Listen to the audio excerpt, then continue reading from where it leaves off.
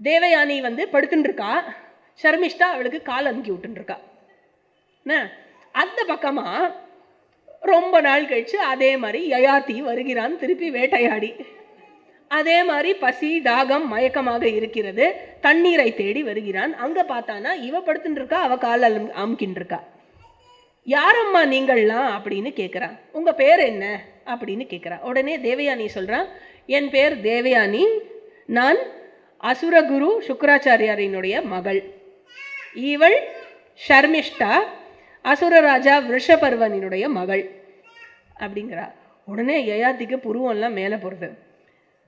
அதாவது ராஜாவினுடைய பெண் உனக்கு, ஒரு பிராமணனுடைய மகள் நீ, உனக்கு அவ வந்து சேவகம் செய்கிறாளா? அது எப்படி நடக்க முடியும்னா, எல்லாம் விதியின் பயன் என்று புரிந்து கொள்ளுங்களேன். உங்களுக்கு எல்லாத்தையும் விளக்கமா சொல்லணுமா இப்போ அப்படிங்கிற மாதிரி கேட்குறா. இவ்வளோ கேட்குறீங்களே, நீங்க யாரு அப்படின்னா, நான் வந்து நகுஷனினுடைய மகன் யயாதி. இன்னும் ஒரு இவளுக்கு ஒன்று பெல் அடிச்சு கொடுத்தோம். கல்யாணம் பண்ணிக்கோங்க அப்படிங்கிறா. உடனே யயாதி சொல்றார், அம்மா நான் தான் சொல்லிட்டேனே, ஒரு பிராமணனினுடைய மகள் நீ, உன்னை கல்யாணம் பண்ணிக்கிறதுக்கு எனக்கு எந்த தகுதியும் கிடையாது. அதெல்லாம் இல்லை, நீங்கள் என்னோட வலது கையை பிடித்து விட்டீர்கள், இதுவரை யாருமே என்னுடைய வலது கையை பிடித்ததில்லை, அதனால நீங்கள் தான் என் கணவர். உடனே யயாதி சொல்றார், நெருப்பு விஷப்பாம்பு இதை கூட ஏத்துக்கலாம், பிராமணனை மட்டும் சேர்த்துக்க கூடாதுன்னு சொல்லுவா அப்படிங்கிறார். ஏன் அப்படி கூறுகிறீர்கள் அப்படின்னா, நெருப்பா இருக்கட்டும் விஷப்பாம்பா இருக்கட்டும் ஒருத்தனை தான் கொல்லும், ஆனா பிராமணன் கோவப்பட்டானா ஊரையே அழிச்சிடுவான், அதனாலதான் அப்படி அப்படிங்கிறார். அதனால இப்படி பேசிண்டே போறா, ஆர்கியூ பண்ணிட்டே போறா. இவ பண்ணிக்கோங்கிறான், அவன் மாட்டேங்கிறான். உடனே ஃபைனலா ஒரு இடத்துல ஆர்கியூமெண்ட்ல என்ன சொல்றான் யயாதி அப்படின்னாக்கா, உன் தந்தை உன்னை எனக்கு கொடுத்தார் அப்படின்னாக்கா நான் எடுத்துக்கிறேன், ஆக்செப்ட் பண்ணிக்கிறேன் அப்படின்னு. உடனே அவ்வளவுதானே, டேடியை கூப்பிடு அப்படின்னு அப்பாவுக்கு மெசேஜ் அமைச்சு வர சொல்றா. அப்பா அங்க வருகிறார். வந்த உடனே சுக்கராச்சாரியரை பார்த்து யயாதி வந்து நமஸ்காரம் செய்கிறார். உடனே தேவயானி சொல்றார், அப்பா இவர் என் கையை பிடிச்சார், அதனால இவரை தான் நான் கல்யாணம் பண்ணிப்பேன். உடனே சுக்கராச்சாரியரும் பொண்ணு சொல்லிட்டா இல்லையா, அதனால நீங்கள் தான் இவளை மணக்க வேண்டும். உடனே யயாதி சொல்றார், வர்ண கலப்பினால் ஏற்பட்ட இந்த திருமணத்தினால ஏற்படும் எந்த பாவத்தையும் நான் வந்து சந்திக்க கூடாது, அந்த மாதிரி நீங்க எனக்கு அதை கிளியர் பண்ணி விடணும், ததாஸ்து, அந்த மாதிரி எந்த பாவமும் உனக்கு ஏற்படாது அப்படின்னு சொல்லிட்டு தேவயானியை உரிய மந்திரங்கள் ஓதி அவருக்கு கல்யாணம் பண்ணி கொடுக்குறாரு. அங்கேயே தேவயானி ஒரிஜினல் ஒப்பந்தம் ரிஷபர்வனோட ஏற்பட்ட ஒப்பந்தப்படி தேவயானியை எங்க மனமுடித்து கொடுக்கிறாரோ அங்க வந்து ஷர்மிஷ்டை அலாங் வித் 1000 கேர்ள்ஸ் கூட போவா இல்லையா. அதனால என்ன ஆகுது, சுக்கராச்சாரியார் அந்த விவரத்தெல்லாம் சொல்லிடுறாரு யயாதி கிட்ட, நான் இன்னொரு 1000 பீப்புளுக்கு இது இருக்க இடம், உண்ண உணவு, உடுத்த உடை எல்லாம் கொடுக்கணுமே இல்லையா. அதனால வந்து இவாளையும் நீ தான் மெயின்டைன் பண்ணணும். இவ வந்து ரிஷபர்வனினுடைய மகள் ஷர்மிஷ்டா, ஞாபகம் வச்சுக்கோ, நீ என்ன செய்யக்கூடாது, யயாதி இவளை நீ உன் படுக்கை அறைக்கு அழைக்க கூடாது அப்படின்னு சொல்றார், கிளியரா சொல்றார். இது வந்து I am clearly laying down this rule. உடனே வந்து ஆகட்டும் அப்படின்னு கல்யாணம் ஆகிறது யயாதிக்கும் தேவயானிக்கும் கல்யாணம் ஆகிறது. அதுக்கப்புறம் யயாதி தேவயானியை தன்னுடைய அந்தபுரத்தில் அமர்த்தினான். தேவயானியினுடைய உத்தரவுக்கு இணங்கி ஷர்மிஷ்டாவை ஒரு நந்தவனத்தில் மாளிகை கட்டி அந்த இடத்துல ஷர்மிஷ்டாவையும் மற்ற பெண்களையும் அமர்த்தினான். கொஞ்ச நாள் தேவயானியோட சந்தோஷமா இருந்து தேவயானி பிரெக்னண்டாரா, குழந்தை பிறக்கிறது, ஆண் குழந்தை பிறக்கிறது. 1000 வருஷம் கழிச்சு ஷர்மிஷ்டா வந்து அப்படி அப்செட்டா இருக்கா ஒரு நாளைக்கு. அதாவது நான் இப்படியே சேவகமாகவே இருந்து நான் போயிடுவேன் போல இருக்கே, என்னோட மொத்த இளமையும் வேஸ்ட் ஆகிடும் போல இருக்கே, நான் யாரையுமே கல்யாணம் பண்ணிக்க முடியாது போல இருக்கே அப்படின்னு ரொம்ப ரொம்ப நொந்து போயிருக்கா. அவன் நொந்து மனசுக்குள்ள வேதனையோடு இருக்கும் பொழுது அந்த சமயம்னு பார்த்து அந்த நந்தவனத்துக்கு யயாதி வருகிறான். நான் ஏன் யயாத்தியே கல்யாணம் பண்ணிக்க கூடாதுன்னு மனசில் நினைக்கும் போது அவன் வருகிறான். வந்த உடனே நேர யயாதி கிட்ட போய் கை கூப்பி வேண்டி கேட்டுக்கிறா, நீங்கள் எவ்வளோ பெரிய ராஜானா உங்களுடைய அந்தப்புறமாக இருக்கட்டும் இல்லை அந்த நந்தவனமாக இருக்கட்டும், இங்கே யாருமே வர முடியாது உங்களுடைய அனுமதி இன்றி. அப்படி இருக்கிறச்சே இங்கேயே தான் நான் இருக்கேன், இங்கேருந்து நான் வெளில போகிறதும் இல்லை. அப்படி இருக்கிறச்சே நான் யாரை பார்க்க முடியும், யாரை கல்யாணம் பண்ணிக்க முடியும்? இப்படியே நான் வாழ வேண்டியது தானா? ஆக எனக்கும் பருவகாலம் வந்து விட்டது, என்னுடைய நிலைமையும் கொஞ்சம் யோசிச்சு பார்த்து நீங்களே என்னை கல்யாணம் பண்ணிக்க கூடாதா? உடனே யயாதி சொல்றா, அந்த மாதிரி செய்யக்கூடாதுன்னு சுக்கராச்சாரியார் ஏற்கனவே சொல்லியிருக்காரே. உடனே வந்து அவ சொல்றா, 5 சந்தர்ப்பம் சொல்றா. இந்த 5 சந்தர்ப்பத்துல பொய் சொல்றது பாபம் இல்லைன்னு சாஸ்திரம் சொல்றது. விளையாட்டுக்காக பொய் சொல்லலாம். 2வது, தன் மனைவி இடத்தில் கூடும் பொருட்டு பொய் சொல்லலாம். 2வது, திருமணம் நடப்பதற்காக பொய் சொல்லலாம். 3வது, அப்புறம் 4வது, உண்மையை பேசுவதால் உயிர் போகும் என்றால் பொய் பேசலாம். உண்மையை பேசுவதனால் தன்னோட சொத்து அனைத்தும் பறிபோகிவிடும் என்றால் பொய் பேசலாம். இப்படி 5 நிலைமை இருக்க பொய் பேசுவதற்கு அப்படின்னு ஒன்னே சொல்ற. அம்மா, நீ வந்து பொதுவாக எதையோ ஒன்று ரூலை வச்சுட்டு சொல்லாத. நான் வந்து ஒரு ராஜா, நான் எப்படி வாழ்கிறேனோ என்னை ஃபாலோ பண்ணி தான் மொத்த நாட்டில் இருக்கிறவாள்லாம் வாழ்வா. அதனால I am committed to lead an exemplary life. இந்த மாதிரி எல்லாம் நான் வந்து ஏதோ ஒரு ரூலை பிடிச்சிட்டு அதில் நான் ஷெல்டர் எடுத்துக்க முடியாது. அதனால ஒரு பொய் பேசும் ஏகாதிபதி நிச்சயம் அழிவையே சந்திப்பான். அதனால நான் பொய் பேச விரும்பவில்லை அப்படிங்கிறா. உடனே ஷர்மிஷ்டா வந்து எமோஷன் ஆகி அழுன்னு அழுது கெஞ்சி, நான் என்னதான் பண்றது, நான் அவளுடைய அடிமை அப்படின்னாக்க, நீங்க அவளோட ஓனர் அப்படின்னாக்க, you are also my owner. No, நான் தான் அவளோட, அந்த மாதிரியெல்லாம் என்னெல்லாமோ இது பேசி உடனே எமோஷ்னலாக ஒரு விஷயத்தை பிளேஸ் பண்ண உடனே யயாதிக்கும் வந்து அவளுடைய அழுகையில் அவளோட எமோஷனில் இருக்கிற ஒரு நியாயமும் தெரியறது.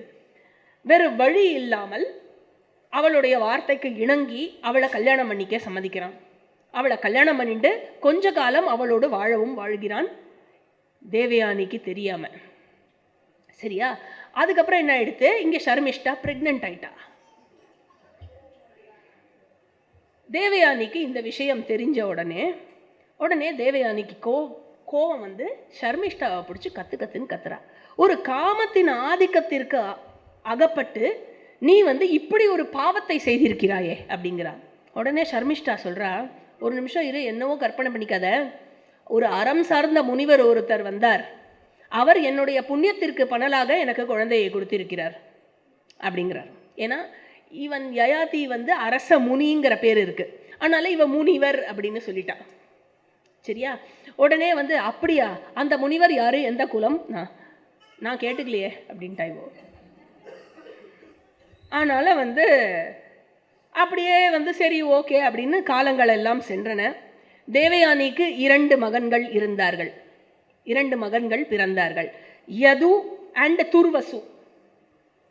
ஷர்மிஷ்டாக்கு 3 மகன்கள், திருஹ்யு, அனு, பூரு. திருஹ்யு, அனு, பூரு, இவர் 3 பேர். இந்த 3 குழந்தைகளும் ஒரு நாளைக்கு விளையாடிட்டு இருக்கும்போது என்னாச்சு, அந்த கார்டன்ல அப்படியே உட்காந்துட்டு இருக்கிறச்சே தேவயானி வந்து பார்த்துட்டு அவளோட ஹஸ்பண்ட் யயாத்தியை கூப்பிட்டு சொல்றா, இந்த 3 குழந்தைகளும் பார்த்தா உங்க ஜடையாவே இல்லை அப்படின்னு சொல்லிட்டு யயாத்தி என்ன சொல்றா அப்படின்னு வெயிட் பண்ணவே இல்லை. இவன் நேரம் அந்த 3 குழந்தைகளையும் கூப்பிட்டு உங்க அப்பா யாருன்னு கேட்டா. இந்த 3 குழந்தைகளும் என்ன பண்றது, நேரம் யயாத்தியை பார்த்து இப்படி கையை காமிச்சுடுத்து அப்படி அப்பா யாருன்னு கேட்டோன்னு இப்படி காமிச்சுடுத்து இல்லையா, அந்த ஒரு வெக்கமோ என்னவோ தெரியல, நேர போய் யயாத்தியோட முட்டியை அப்படி கட்டிண்டு அந்த வெக்கத்துக்காக இது பண்ணிடுது. அதை யயாத்தி அக்னாலேஜ் பண்ணவே இல்லை. எவ்வளோ எம்பராசிங்காக இருக்கும் இது, அக்னாலேஜ் பண்ணவே இல்லை. உடனே இந்த குழந்தைகள் வந்து அழுக வந்து அம்மான்னு அங்கா போயிடுது. ஸோ இப்போ கன்ஃபர்ம்டு அப்பா யாரு அம்மா யாருன்னு. சரியா? அதனால தேவயானிக்கு ஷர்மிஷ்டா மீது செம்ம கோவம் வந்து கத்து கொஞ்சம் கூட பயமா இல்லை, உனக்கு இவ்வளோ பெரிய பாப்பத்தை பண்ணிட்டு உட்காந்துருக்கீங்க, கத்திட்டு ஷர்மிஷ்டா சொல்றா, நடைமுறையின்படி நான் உனக்கு அடிமை அப்படின்னா உன்னை ஆள்பவன் யாரோ அவனுக்கு நானும் அடிமை, அவன்தான் என்னையும் ஆள வேண்டும். அதனால நடைமுறைப்படி பார்த்தா அறத்தில் எந்த மிஸ்டேக்கும் ஏற்படலையே அப்படிங்கிற. உடனே வந்து தேவயானிக்கு கோவம் வந்து யயாத்தியை பிடிச்சி கத்துறா. அதாவது நீங்கள் எனக்கு பெரும் தீமையை இழைத்து விட்டீர்கள் அப்படின்னு சொல்லிட்டு கண்ணீர் நிறைந்த கண்களோட நேர எங்க போனா, டாடி அப்படின்னு அப்பா கிட்ட போய் கம்ப்ளைண்ட் பண்ண. ஆக இவ ஓடுறா அப்படின்னு உடனே இவளோட கோபத்தை தணிக்க முயற்சி எடுத்துக்கொண்டு யயாதியும் பின்னாடியே அவளை பின்தொடர்ந்து பின்னாடியே போறார். அங்க போனா என்னாச்சு, தேவயானி அப்பா கிட்ட நேர போய், அப்பா என் கணவர் நல்லொழுக்கம் கெட்டவராகி விட்டார் அப்படின்னு சொல்லி ஷர்மிஷ்டையை திருப்பி என்னை புண்படுத்தி விட்டாள். அவளுக்கு 3 குழந்தையா, எனக்கு 2 தான் அப்படிங்கிற. உடனே சுக்ராச்சாரியார் இவளை நீ கஷ்டப்படுத்தியதால், அதுவும் நான் ஏற்கனவே சொன்னேன் பண்ணாதேன்னு, அதை நீ செய்ததால் நீ முதுமையை அடைய கடவாய். அந்த முதுமை உன்னை நிலைக்குலைய செய்யட்டும். எந்த இளமையோட வேகத்துல இதை நீ பண்ணையோ அதை இழந்து நீ முதுமையை அடைவாய் அப்படின்னு சபிச்சுடுறார். உடனே யயாதி சொல்றார், நடந்தது என்னன்னு கொஞ்சம் விசாரிக்க கூடாதா? தனிமையில இருக்கும்போது ஷர்மிஷ்டா இந்த மாதிரி சொல்லி அழுதாளே, அந்த அறத்தின் பொருட்டே நான் இதை செய்தேனே விழுந்து, தேவயானிக்கு எந்த தீங்கும் செய்ய வேண்டும் என்ற எண்ணத்தில் நான் இதை செய்யவில்லை. ஷர்மிஷ்டை மீது எந்த காமம் கொண்டும் நான் இதை செய்யவில்லை. அது மட்டும் இல்ல, இப்படி ஒரு பெண் கேட்கும் பொழுது ஒரு ஆண்மகனானவன் மறுத்து அவளை உதாசீனப்படுத்தினால் அது கருவை கொன்ற பாபத்திற்கு சமம்னு வேதம் அறிந்தவர்கள் சொல்லும் பொழுது நான் எந்த தர்மத்தை கடைபிடிப்பது என்று எனக்கு தெரியவில்லை. முன்னாடி இருந்த என்னோட தர்மத்தை கடைபிடித்தேன் அப்படின்னு சொல்றார். உடனே சுக்ராச்சாரியர் சொல்றார், அதாவது நீ பண்ணது தப்பு, என்னதான் நீ சொல்லு, நீ என்னுடைய கட்டளைக்காக காத்திருக்க வேண்டும், நீ எப்படி நீயே டிசைட் பண்ண அப்படிங்கிறார். அதனால இப்படி செய்யறதையும் செஞ்சுட்டு செஞ்சதை மறைச்ச இல்லையா, திருட்டு பாபத்துக்கு நீ ஆளாகி விட்டாய். அதனால உன்னுடைய இளமையானது நீங்கி வயோதிகத்தால் நீ ஆட்கொள்ளப்படுவாய் அப்படின்னு சொன்ன உடனே அவனுக்கு இளமை நீங்கி அவன் மூப்பை எய்தினான். உடனே யயாதி கெஞ்சின்னு கெஞ்சுறார், என்னோட இளமை நான் இன்னும் ஃபுல்லாவே அனுபவிக்கலையே என்னோட இளமைய, அதுக்குள்ள எனக்கு இப்படி வயசாரா மாதிரி பண்ணிட்டேலே, அதனால ப்ளீஸ் எனக்கு இந்த மூப்பு தொடராமல் திரும்பி சாபத்தை ரிவர்ஸ் பண்ற மாதிரி எதா பண்ணக்கூடாதா அப்படின்னு கெஞ்சறான் யயாதி. உடனே சுக்ராச்சாரியார் சொல்றார், நான் இதுவரை பொய் சொன்னதில்லை, அதனால நான் சொன்னதை வாபஸ் வாங்கிக்க முடியாது. ஒண்ணு வேணா சொல்றேன், நீ விருப்பப்பட்டால் உன்னுடைய இந்த மூப்பை யாரு வாங்கி கொள்வார்களோ அவர்களிடம் போய் நீ எக்ஸ்சேஞ்ச் பண்ணிக்கலாம்.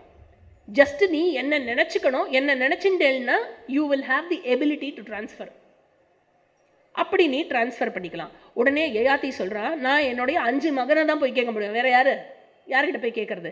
5 மகனை போய் கேட்கிறேன். ஆனா ஒண்ணு, 5 பேர்ல யாரு எனக்கு அனுகூலமாக இருக்கிறார்களோ, எனக்கு ஹெல்ப் பண்றாளோ அவளுக்கு நான் அரசாங்கத்தை கொடுக்கலாங்கிற கட்டளையை அதையும் நீங்களே இட்டு விடுங்கள் அப்படின்னு கேட்கிறார். உடனே சுக்ராச்சாரியார் அதை கொடுத்துட்டு சொல்றார், நகுஷமைந்தா, நீ என்னை நினைத்து கொண்டு உன்னுடைய மூப்பை யாரிடம் கொடுத்து இளமையை பெற்றுக் கொள்கிறாயோ அந்த பர்சன் உன்னுடைய வாரிசாகட்டும் அப்படிங்கிற. அவன் அப்படி உனக்கு கொடுத்தவன், அவன் நீண்ட ஆயுளை பெறுவான், அளவிலடங்கா புகழை பெறுவான். அது மட்டும் இல்ல, எண்ணற்ற மகன்களை அவன் பெற்று சந்ததியை வளர்ப்பான் அப்படின்னு ஆசீர்வாதம் பண்றார். உடனே யயாதி நேர அவனுடைய முதல் மகன் யதுவிடம் செல்கிறான். யது சுக்ரரினுடைய சாபத்தினால் நான் இவ்வாறு மூப்படைந்து உள்ளேன். அதனால ஆனா என்ன ஆயிடுத்து, ரொம்ப சீக்கிர காலத்திலேயே நான் மூப்படைஞ்சதுனால என்னுடைய இளமையில் நான் இன்னும் மன நிறைவு பெறவில்லை.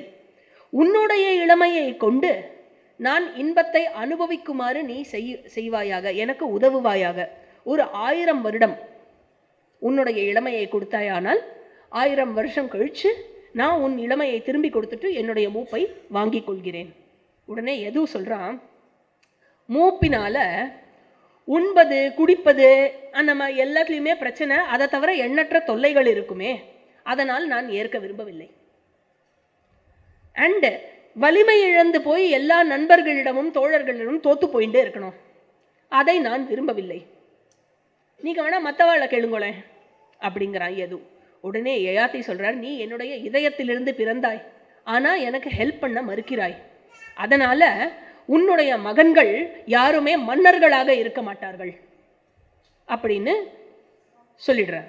அடுத்தது 2வது மகன் கிட்ட போறார், துருவசு கிட்ட. துருவசு கிட்ட போய் அதையே சொல்றார், சுக்கிரனுடைய சாபத்தினால எனக்கு இப்படி ஆயிடுத்து, நான் இன்னும் இளமையை முழுசா அனுபவிக்கல, அதனால நீ என்னுடைய மூப்பை வாங்கி கொண்டு உன்னுடைய இளமையை 1000 வருஷத்துக்கு கடனாக கொடுத்தாயே, ஆனால் நான் அனுபவிச்சுட்டு உனக்கு 1000 வருஷம் கழிச்சு திருப்பி தரேன், ஓகேவா?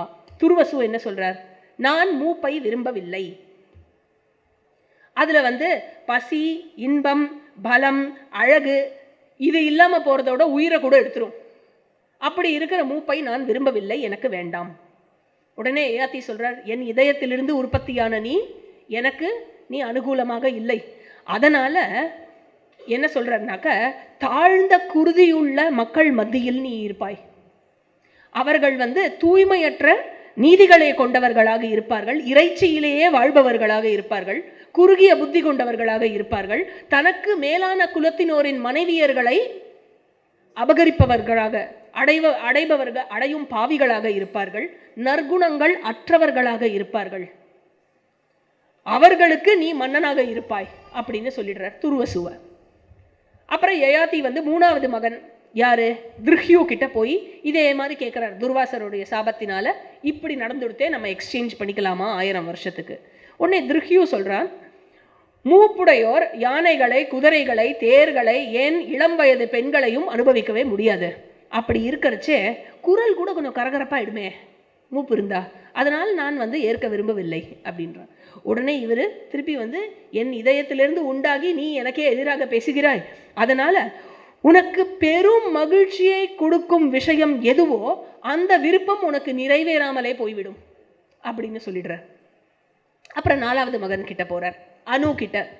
அனு கிட்ட போய் இதே விஷயத்தை எடுத்துக்கிறையாப்பா அப்படின்னு கேட்ட உடனே அனு என்ன சொல்றார் அப்படின்னாக்க, வயதானோர் குழந்தை போல ஆயிடுவா, சாப்பிட்றச்செல்லாம் ஒரு மாதிரி மேலெல்லாம் சிந்தும், எப்பொழுதுமே அசுத்தமாக இருப்பார்கள், அதனால அது மட்டும் இல்ல அவர்களுக்கு எதுக்குமே தெம்பு இருக்காது, வேள்வியில் அந்த அக்னியில் நெய்யை விடுவதற்கு கூட தெம்பு இருக்காது, அதனால நான் மூப்பை விரும்பவில்லை அப்படின்னு சொல்லிடுறான். உடனே யயாதி மூப்பினால பெரும் குறையை நீ கண்டுபிடிக்கிறாய் இல்லையா, அதனால உன்னுடைய சந்ததியினர்கள் எல்லோருமே இளமையிலேயே மரணித்து விடுவார்கள் அப்படின்னு சொல்லிடுறார். வேள்வியே செய்ய மாட்டார்கள் அவர்கள், அவ்வளவு பெரிய பாப்பிகளாக இருப்பார்கள் அப்படின்னு சொல்லிடுவான். அப்புறம் யயாதி 5வது மகன் பூரு கிட்ட போய் மொத்தமா கதையை சொல்றச்சே பூரு இப்படி நிற்கிறான், ஹே ஏகாதிபதி, நீங்கள் சொல்வது என்னவோ அதை நான் அப்படியே செய்கிறேனே, உங்களுடைய கட்டளை என்ன, 1000 ஆண்டுகளுக்கு உங்கள் மூப்பை நான் ஏற்று என் இளமையை உங்களுக்கு கொடுக்க வேண்டும், அவ்வளவுதானே, அப்படியே நான் செய்கிறேன், நான் அப்படியே வாழ்கிறேன் அப்படின்னு சொன்னோடனே யயாதி ஹே பூரு, உன்னிடம் நான் நிறைவு கொண்டேன், அதனால அந்த நிறைவுல சொல்றேன், உனது ராஜ்யத்தில் வாழும் அனைத்து மக்களும் தங்கள் விருப்பங்கள் நிறைவேறி ஈடேறி மகிழ்ச்சியாக வாழ்வார்கள் அப்படிங்கிற. உடனே சுக்ராச்சாரியார் நினைச்சுண்டு மூப்பை பூருவோட இளமையோட எக்ஸ்சேஞ்ச் பண்ணிக்கிறார்.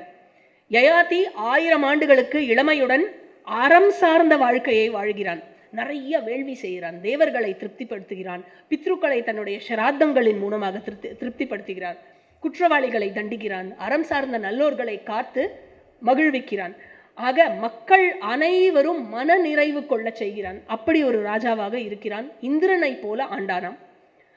ஆக அதன் புண்ணியத்தின் பலனாக விஸ்வாச்சிங்கிற தேவகன்னிகாவுடன் அவளோடையும் மகிழ்வுற்று வாழ்கிறான் சில காலத்துக்கு.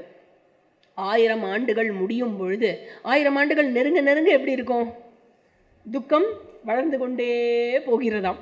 அதுக்கப்புறம் 1000 ஆண்டு நிறைவடைந்தவுடன் என்ன பண்றான், பூருவை வர சொல்றான். பூருவை வர சொல்லி, கண்ணா 1000 ஆண்டுகளுக்கு இளமையை கொடுத்தாய், அந்த இளமையினால் நான் எல்லா இன்பங்களையும் அனுபவித்தேன், ஆனால் நெருப்பில் நெய்யை ஊற்றுவது போல அந்த ஆசையும் வளர்ந்து கொண்டேதான் இருக்கிறது, அதனால என்னுடைய இன்ப தாகம் என்பது நிறைவேற்றி அடைந்து அடைந்து நிறைவேற்ற முடியாது, அது கைவிடப்பட வேண்டும், புரிந்து கொண்டு கைவிடப்பட வேண்டும். உண்மையான மகிழ்ச்சி என்பது உலக பொருட்களை அதன் மீதிருக்கும் தாகத்தை கைவிடுவதே ஆகும் அப்படின்னு சொல்றாங்க. அண்ட் இன்னொன்னு என்ன சொல்றார் அப்படின்னாக்க, யாரு பாப்பியோ யாரு தீயவனோ அவனால் அவனுடைய ஆசையை கைவிடவே முடியாது. வாழ்க்கையில் நாம் தோற்று போகும் பொழுது நாம் தான் தோக்கிறோம். இந்த தாகம் மட்டும் தோற்கவே மாட்டேங்கிறதே, இந்த தாகம் மட்டும் இருந்து கொண்டே இருக்கிறது, வளர்ந்து கொண்டே இருக்கிறதே. அதனால நான் என்ன செய்ய போகிறேன் கண்ணா, இப்போ நம்ம திருப்பி மூப்பனா வாங்கிட்டு உனக்கு இளமையை திருப்பி கொடுத்துடுறேன். அதுக்கப்புறம் நான் கானகத்துக்கு சென்று அரசாங்கத்தை உன்னிடம் கொடுத்து விட போகிறேன். நான் கானகத்துக்கு சென்று பிரம்மத்தில் மனதை பொருத்தி தவம் செய்ய போகிறேன். பிரம்மத்தில்னா மேபி சகுண பிரம்மமா இருக்கலாம். நீலக்கை செய்து உபாசனை செய்து நான் மேல் லோகத்தை அடைவதற்காக நான் என்னுடைய நற்கதிக்கான வழியை பார்க்க போகிறேன் அப்படின்னு சொல்லிட்டு திருப்பி எக்ஸ்சேஞ்ச் பண்ணிடுறா. பூருவை வாரிசாக நியமிக்கிறான்.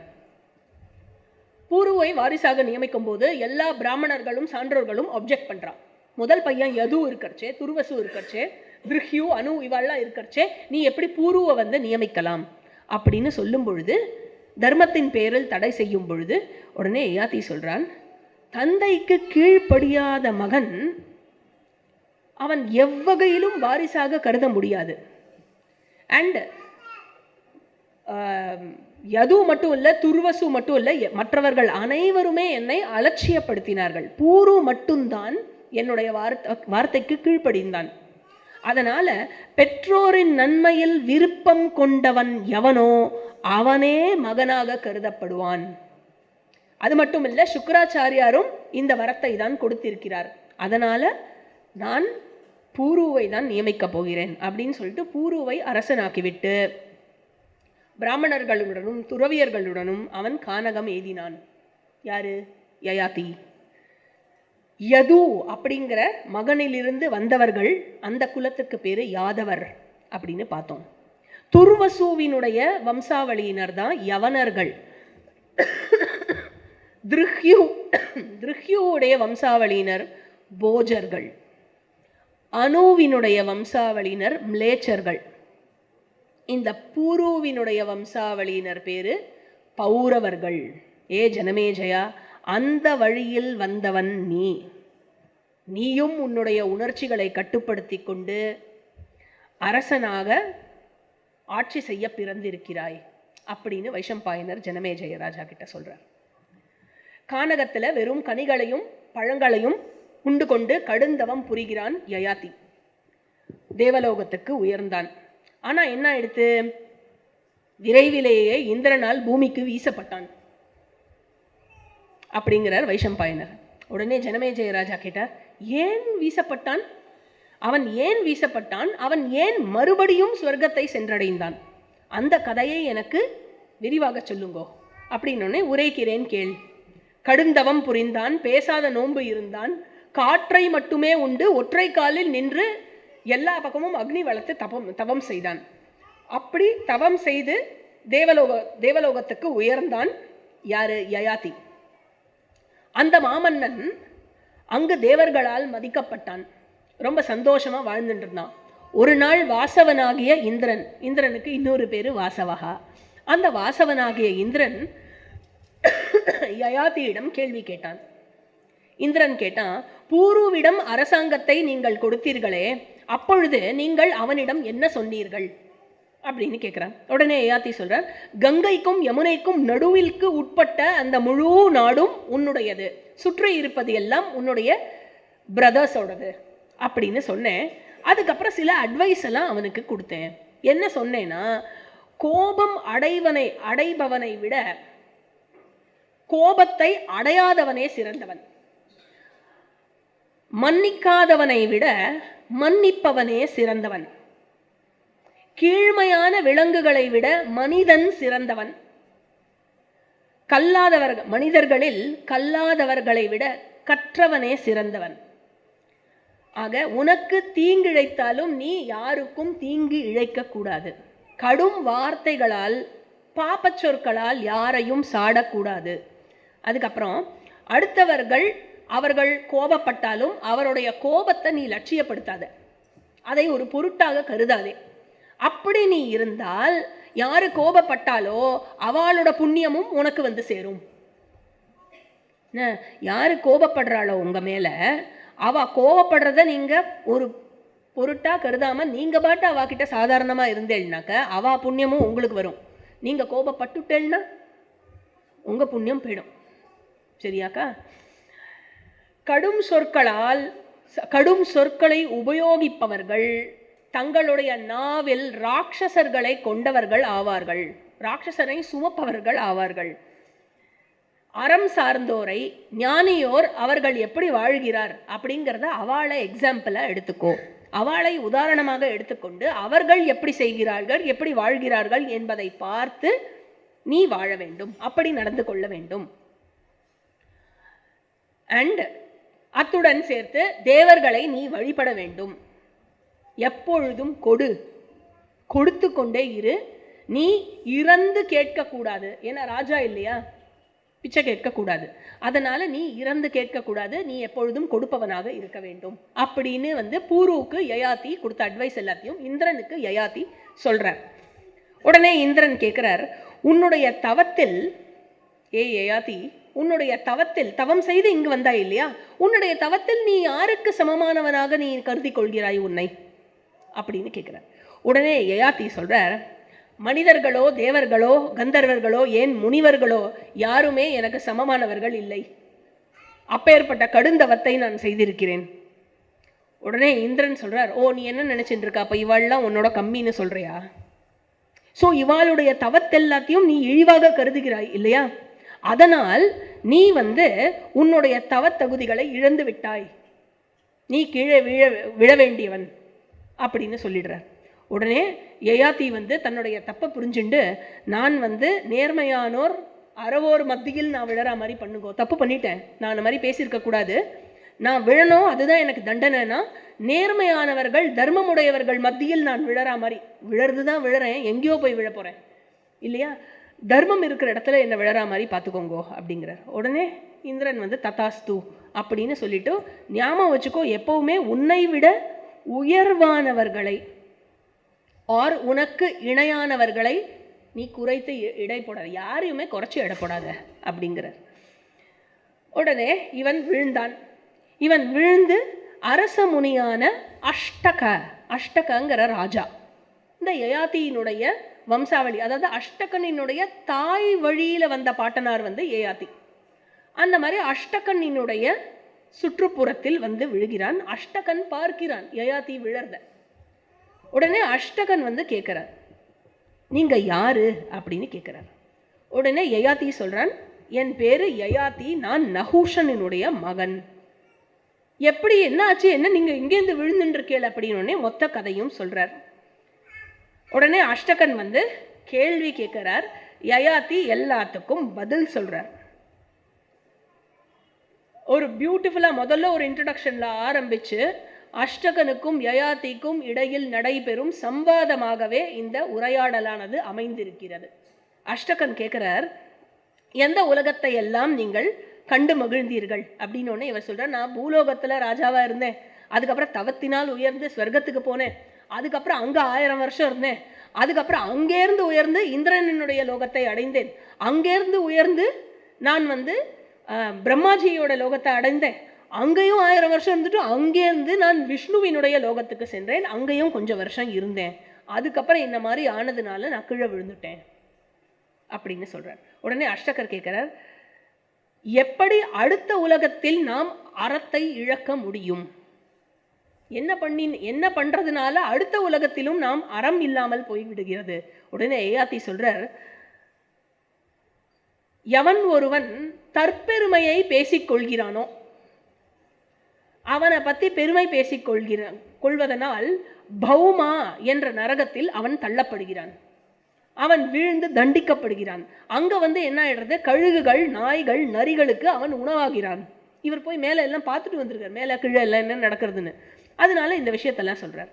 உடனே அஷ்டகர் கேட்கிறார், இறந்த பிறகு மனிதன் எப்படி மீண்டும் பிறக்கிறான்? சோ இதிலிருந்து ஆரம்பிச்சு 4 வர்ணத்தாரினுடைய தர்மங்கள் என்னென்ன, அதுக்கப்புறம் எப்படி ஒருவன் பிரம்மத்தை அடைகிறான், சந்நியாசத்தினால் பிரம்மத்தை அடைகிறானா அல்லது ஞானத்தினால் அடைகிறானா, அந்த ஞான நிஷ்டனின் நிலை என்ன, இதெல்லாம் டிஸ்கஸ் பண்றா. இதை பத்தின டீட்டெயில்ஸை நம்ம அடுத்த கிளாஸ்ல பார்ப்போம். இதனுடைய ஒரு சாராம்சமாக இந்த உரையாடல் ரொம்ப அழகாக அமைஞ்சிருக்கு, எஸ்பெஷலி ஃபார் வேதாந்தா ஸ்டூடெண்ட்ஸ். இப்போவே உங்களுக்கு தெரியும், இறந்ததற்கு பின் மனிதன் எப்படி பிறக்கிறான்னா பஞ்சாக்னி வித்யா விஷயத்தை கேட்குறார். அதை தான் அவரும் இங்கே சுருக்கமாக சொல்ல போகிறார். ஸோ இந்த விஷயங்களை நம்ம அடுத்த கிளாஸோடைய ஆரம்பத்தில் பார்த்து நம்ம அதுக்கப்புறம் மேற்கொண்டு இந்த சம்பவ பருவத்தில் அடுத்து வரப்போகிற கதை எப்படி பிரதீபனுடைய மகன் சந்தனு பிறந்தான், அந்த விஷயங்கள்லாம் பார்த்து நம்ம மேற்கொண்டு கதைக்கு போவோம். இதோட நம்ம 75வது அத்தியாயத்திலிருந்து 89வது அத்தியாயம் வரை முடித்திருக்கிறோம். மொத்தமாக இன்னைக்கு 476 ஸ்லோகாஸ் பார்த்துருக்கோம்.